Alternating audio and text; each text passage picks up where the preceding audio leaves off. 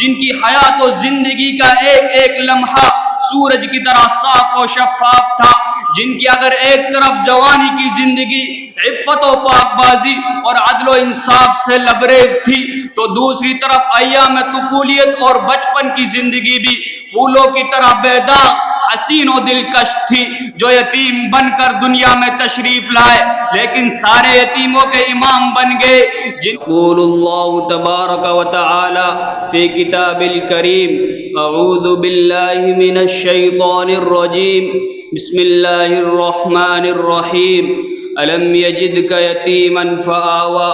وقال النبی صلی اللہ علیہ وسلم انی لأعرف حجرا بمکہ کان یسلم علی قبل ان ابعث انی لأعرفه الآن، او کما قال علیہ الصلاۃ والسلام۔ پیدا ہوئے تو باپ کا سایہ اٹھا دیا، پیدا ہوئے تو باپ کا سایہ اٹھا دیا، گھٹنوں چلے تو دادا عدم کو روانہ تھے، چلنے لگے تو مادر و عم ہو گئے جدا،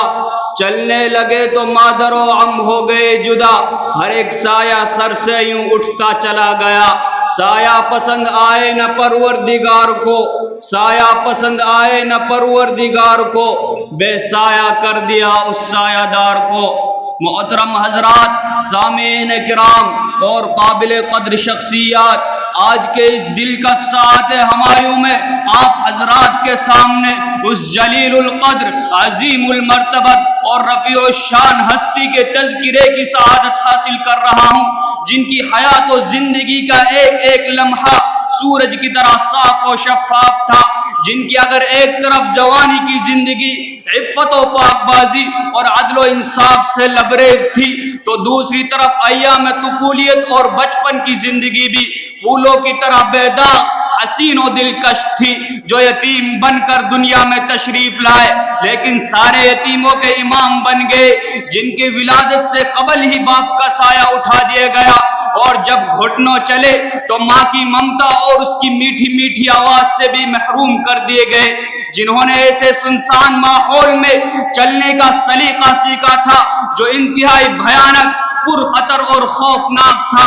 مکہ کی گلیوں میں ہر طرف سے تلواروں کی جھنکار اور گالی گلوچ کی آوازیں سنائی دیتی تھی، لیکن قربان جائے آمنہ کے لال اور عبداللہ کے در یتیم پر، جن کی آمد پہ لاکھوں سلام، جن کی طفولیت پہ لاکھوں سلام، جن کی شبابیت پہ لاکھوں سلام، جن کے قدموں پہ سو جان قربان۔ پوری تاریخ انسانیت میں آپ کی کوئی مثال نہیں ملتی، اور ملے بھی کیسے؟ قدرت نے آپ کا ثانی کسی کو پیدا ہی نہیں کیا، بلکہ پیدا ہونے کے بعد وہ سانچہ ہی توڑ دیا گیا تاکہ کسی کو ثانویت کا شبہ ہی نہ ہو سکے۔ آپ کی بعثت بے مثال، آپ کی رسالت بھی بے مثال، آپ کا مقام نرالا، آپ کی شان بھی بڑی نرالی تھی، اسی لیے کبھی کبھی کہتے ہیں آپ کا ایام طفولیت بھی بڑی شان والی تھی۔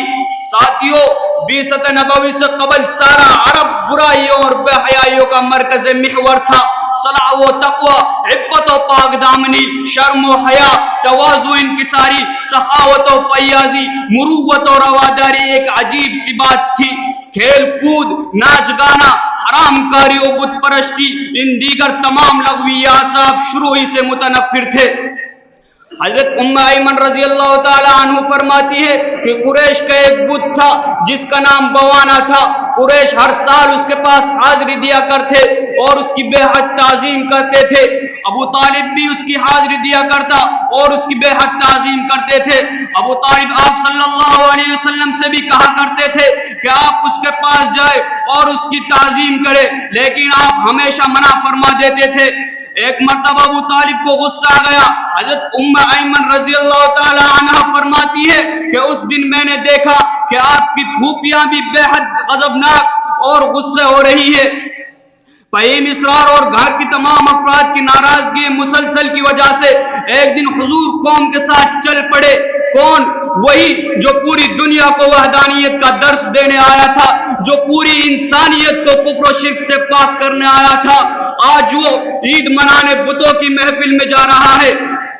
لیکن قربان جائے نظر انتخاب پر پورے دن آپ مجمع سے غائب رہے، اور جب آپ گھر تشریف لائے تو آپ کا چہرہ انتہائی خوف زدہ اور پریشان حال تھا۔ آپ کی پھوپھیوں نے پوچھا محمد کیا بات ہے، اتنا خوف زدہ کیوں ہو؟ آپ صلی اللہ علیہ وسلم نے ارشاد فرمایا مجھے ڈر ہے کہ مجھ پر کہیں بھوت پریت کا اثر نہیں ہو گیا ہو۔ آپ کی پھوپھیوں نے کہا نہیں، ایسا ہرگز نہیں ہو سکتا، تم نیک مزاج ہو، تم میں بہت خصلتیں ہیں، لیکن تم یہ بتاؤ کہ تم نے دیکھا کیا؟ آپ صلی اللہ علیہ وسلم نے ارشاد فرمایا جب بھی میں بوانہ بت کے قریب جاتا میرے سامنے ایک سفید رنگ کا اور بہت قدا اور آدمی ظاہر ہوتا جس کو میں پہچانتا تو نہیں، وہ پکار کر مجھ سے کہتا ہے محمد پیچھے ہٹو، اس کے ہاتھ بھی مت لگانا۔ ہائے ہائے، محبوب کی شان ہی بڑی نرالی تھی، بھولا بھالا معصوم زبان، چمکتا ہوا چہرہ، شرم و حیا کے پیکر اور رسولوں کے سردار۔ ابو طالب کو کیا معلوم، مکہ میں رہنے والوں کو کیا معلوم، اور خاندان قریش کو کیا معلوم کہ یہ یتیم نہیں، در یتیم ہے، یہ عام انسان نہیں، سید الانس والجن ہے، شہنشاہ کونین ہے، خاتم النبیین ہے، ہاں شافی کون و مکہ ہے، ساقی حوض و کوثر ہے۔ برسوں مکہ کی سرزمین پر چلتے پھرتے تھے مگر اس لال بدخشاں کو کوئی پہچان نہیں سکا۔ اس گوہر یتیم کو شام کے سفر میں نستور الراہب نے پہچانا، اس یکتا روزگار کو شام کے دوسرے سفر نے بحیر الراہب نے پہچانا۔ آپ چلتے پھرتے تھے تو ہر طرف سے سلام کی آوازیں آتی تھی۔ اے نبی ابتدا بھی تیری بے مثال ہے اور انتہا بھی باکمال، ابتدا بھی تیری بے مثال اور انتہا بھی باکمال، طفولیت بھی شبابیت بھی سب کچھ تیرا با اعتبار۔ یا صاحب الجمال و یا سید البشر، یا صاحب الجمال و یا سید البشر، من وجهك المنیر لقد نور القمر، لا يمكن الثناء كما كان حقه، لا يمكن الثناء كما كان حقه، بعد از خدا بزرگ تو یہ قصہ مختصر۔ وآخر دعوانا الحمد للہ رب العالمین۔